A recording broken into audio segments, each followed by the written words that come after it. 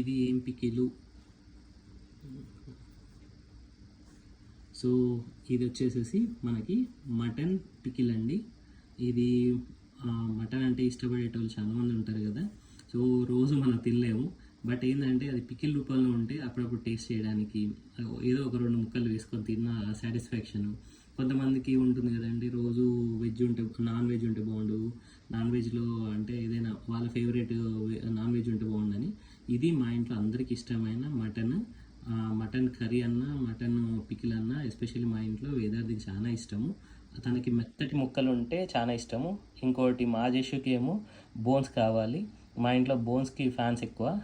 So ఇది కూడా అంటే వేదార్థికి మా ఇంట్లో అందరికీ ఇష్టం అని చెప్పి అంటే నల్గొండ నుంచి వస్తూ మదర్ పికిల్ ప్రిపేర్ తీసుకొని వచ్చారు. వెరీ టేస్టీగా ఉంది. అండ్ దీని గురించి ఫుల్ లెంత్ వీడియోలో మా రేణు మాట్లాడారు.